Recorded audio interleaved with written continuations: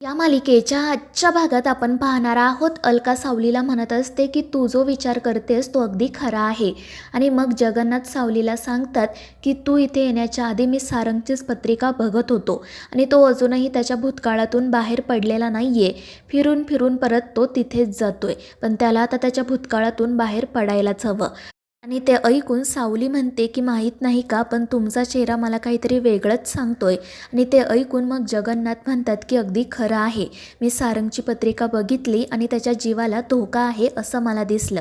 ते ऐकून सावली खूप घाबरते. तर जगन्नाथ तिला धीर देत म्हणतात की घाबरू नको, जोपर्यंत तू सारंगच्या सोबत आहे तोपर्यंत त्याला काही होणार नाही. मात्र त्यासाठी तुला महाशिवरात्रीच्या दिवशी एक व्रत करावं लागेल. सावली विचारते कशाचं व्रत, मी नक्की करेल ते व्रत. तर जगन्नाथ म्हणतात की बोलणं इतकं सोपं नाही आहे ते. तुला महाशिवरात्रीच्या दिवशी उपवास करावा लागेल, अनवाणी पायाने देवळात जावं लागेल, देवाचा अभिषेक करावा लागेल. हे सगळं करत असताना अनेक अडचणी येतील, मात्र तुला कुठेही थांबायचं नाही आहे हे लक्षात ठेव. आणि त्यावर सावली म्हणते की ठीक आहे, काही झालं तरी सारंग सरांसाठी मी हे व्रत करणारच.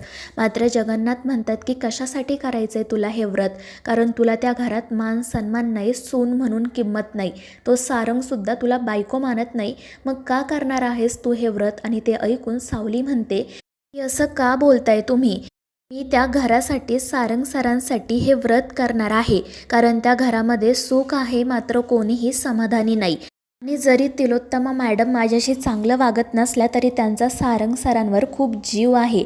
आणि एक आई म्हणून, एक सासू म्हणून त्यांच्यासुद्धा काहीतरी अपेक्षा असणारच ना.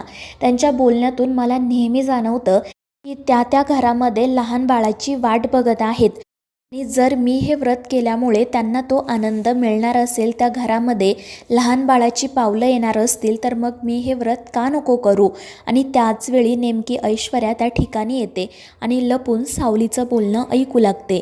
तर सावली जगन्नाथजींना म्हणत असते की मी हे व्रत करणारच सारंग सरांसाठी आणि त्या घरच्या सुखासाठी. पण ते सगळं ऐकून ऐश्वर्या खूप चिडते. ती म्हणत असते की ही मूर्ख मुलगी नको ती स्वप्न बघत आहेत, पण जोपर्यंत मी जिवंत आहे तोपर्यंत त्या घरामध्ये पाळणा हलणार नाही. आणि मग ती तेथून निघून जाते. तर जगन्नाथजी पुन्हा एकदा सावलीला म्हणत असतात की खरंच तुला हे व्रत करायचं आहे का. तर सावली म्हणते की आता तुम्ही माझी परीक्षा घेताय ना, मला माहिती आहे तुमचा स्वभाव कसा आहे ते. तुमची इच्छा आहे ना की मी हे व्रत करावं, आणि मला माहिती आहे की जर मी इथे आले नसते ना तर तुम्ही या व्रताबद्दल मला स्वतः सांगायला आला असता. आणि ते ऐकून अलका आणि जगन्नाथ हसू लागतात. आणि मग जगन्नाथ तिला सांगतात की तू नक्की हे व्रत कर. आणि मग सावली तिच्या घरी जाण्यासाठी निघते. तर जगन्नाथजी अलकाला म्हणत असतात की त्या घरामध्ये माझ्या सावलीमुळेच आनंद येईल. तर दुसरीकडे सावली जेव्हा घरी पोहोचते तेव्हा तिला सारंग बाल्कनीमध्ये उभा राहून फोनवर बोलत आहे असे दिसते. ती खूप घाबरते आणि मोठमोठ्याने ओरडून त्याला आतमध्ये जायला सांगते, पण त्याला काही तिचा आवाज ऐकू येत नाही. त्यामुळे मग सावली पळतच घरात जाते आणि सारंगवर मोठ्याने ओरडून म्हणते की तुम्हाला सांगितलेलं कळत नाही का, तुम्ही काही लहान आहात का, असे बाल्कनीत उभे राहून फोनवर का बोलताय. जर तुमचा तोल गेला असता, काही झालं असतं तर मग काय झालं असतं याचा विचार केलाय का. तुम्हाला फोनवर बोलायचं आहे तर रूममध्ये बसून बोला, नाहीतर बाल्कनीमध्ये खुर्ची ठेवा, त्यावर बसून बोला. आणि सावलीचं असं ओरडणं ऐकून सारंगला तर आश्चर्यच वाटते. तो म्हणत असतो की सावली नक्की काय झालंय, पण सावली काही उत्तर देत नाही आणि तेथून निघून जाते. तर सारंग म्हणत असतो की हिचं नेमकं काय सुरू आहे ना तेच कळत नाही. आधी तर ही माझ्याशी बोलतसुद्धा नव्हती आणि आता माझ्या अंगावर ओरडून निघून गेली. तर दुसरीकडे जयंतीचं व्लॉग बनवण्याचं काम सुरू असतं. तितक्यात सावलीची आई सामान घेऊन घरात येते, मात्र त्यांचा अचानक पाय मुरगळतो. सगळेजण त्यांना आधार देण्यासाठी जातात. तर जयंतीसुद्धा पटकन त्यांच्या जवळ जाते आणि त्यांच्या पायाला मलम वगैरे लावून देते. आणि तिच्यात असा अचानक झालेला बदल बघून सगळ्यांनाच आश्चर्य वाटते. मात्र मग त्यानंतर त्यांच्या लक्षात येतं की ही हे सगळं व्लॉगसाठी करते, त्यामुळे ते डोक्यालाच हात लावतात. तर दुसरीकडे अमृता किचनमध्ये असते. तितक्यात सावली त्या ठिकाणी येते. तर अमृता तिला विचारत असते की काय बोलले जगन्नाथजी. आणि त्यावर सावली त्या व्रताबद्दल सांगत म्हणते की माझ्या आणि सारंग सरांच्या नात्याचं पुढे काय होणार आहे मला माहीत नाही, मात्र सत्यवानाची सावित्री होण्याचं भाग्य प्रत्येकालाच मिळतं असं नाही ना. जर मला हे भाग्य मिळालं आहे तर मी हे व्रत नक्की पूर्ण करेल. काय होईल, फक्त थोडेसे कष्ट पडतील, पण सारंग सरांसाठी आणि या घराच्या सुखासाठी मी हे व्रत नक्की करेल. तर दुसरीकडे ऐश्वर्या आणि नील त्यांच्या खोलीत असतात आणि मग त्यानंतर नील ऐश्वर्याला सांगतो की माझ्या मित्राने ना एक नवीन उपक्रम सुरू केला आहे. म्हणजे ज्या लोकांना मूल होत नाही अशा सगळ्या लोकांना त्याने एकमेकांशी कनेक्ट केलं आहे आणि त्या कार्यक्रमासाठी त्याने आपल्या दोघांना बोलावलं आहे. ते ऐकून ऐश्वर्या रागातच विचारते कशासाठी. तर नील तिला सांगू लागतो की आपण बाय चॉईस मूल होऊ देत नाही आहे ना. मग माझ्या मित्राची अशी इच्छा आहे की आपण त्या लोकांसोबत बोलावं, त्यांना सांगावं की मूल होत नसतानासुद्धा एकमेकांसोबत आनंदाने कसं राहायचं, रिलेशन कसं जपायचं. पण ते ऐकून ऐश्वर्या खूप चिडत्याने रागातच त्याला सांगते की तुला जायचं असेल तर जा तू, मी येणार नाही. ते ऐकून नील तिला समजवण्याचा प्रयत्न करतो पण काही उपयोग होत नाही. ते ऐश्वर्या मनाशी म्हणत असते की इथे माझं काय सुरू आहे आणि या मूर्ख माणसाचं काय चाललं आहे. उद्या काही झालं तरी त्या सावलीचं व्रत पूर्ण होता कामा नये, नाहीतर मग घराचा सगळा कंट्रोल तिच्याकडे जाईल.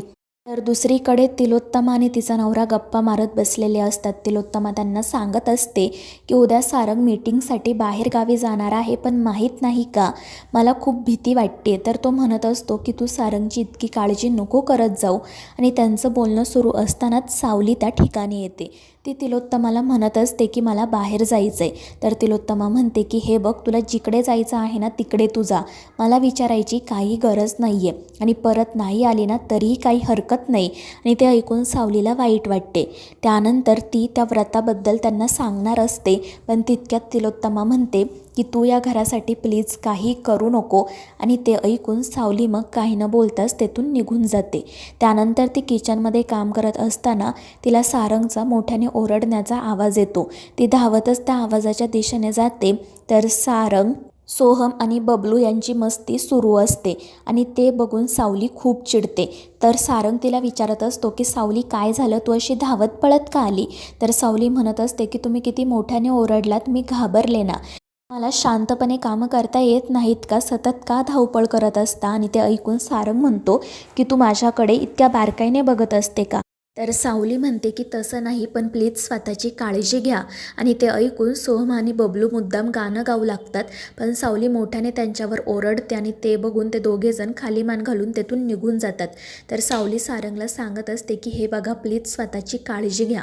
आणि ते ऐकून सारंग तिला नेमकं काय घडलंय ते विचारतो आणि मग सावली त्याला त्या वासुदेवाने जे काही सांगितलेलं असतं ते सांगते. पण सारंग म्हणत असतो की अगं असं काही नाही आहे, तू काळजी नको करू, मला काही होणार नाही. पण सावली म्हणते की प्लीज तुम्ही उद्या मीटिंगला नका जाऊ. मात्र सारंग ऐकत नाही. तो म्हणतो की उद्याची मीटिंग महत्त्वाची आहे, मला जावंच लागेल. त्यानंतर मग दुसऱ्या दिवशी सकाळी सारंग मीटिंगसाठी निघालेला असतो.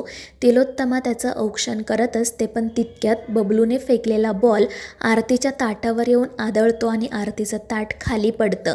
तितक्यात सावलीसुद्धा त्या ठिकाणी येते आणि हा सगळा प्रकार बघून ती खूप घाबरते. परंतु तिलोत्तमा या गोष्टीसाठी सावलीलाच दोष देत असते. तर मित्रांनो, या मालिकेच्या पुढील भागांमध्ये आपण पाहणार आहोत सारंग मीटिंगसाठी जातो तर सावली महाशिवरात्रीचं ते व्रत पूर्ण करण्यासाठी जाते. परंतु ऐश्वर्याने त्यावेळी त्या ठिकाणी काही गुंडांना पाठवलेले असते जे सावलीला त्रास देऊ लागतात. तर मित्रांनो, या मालिकेच्या पुढील भागांच्या अपडेटसाठी आपल्या चॅनेलला सबस्क्राईब करा.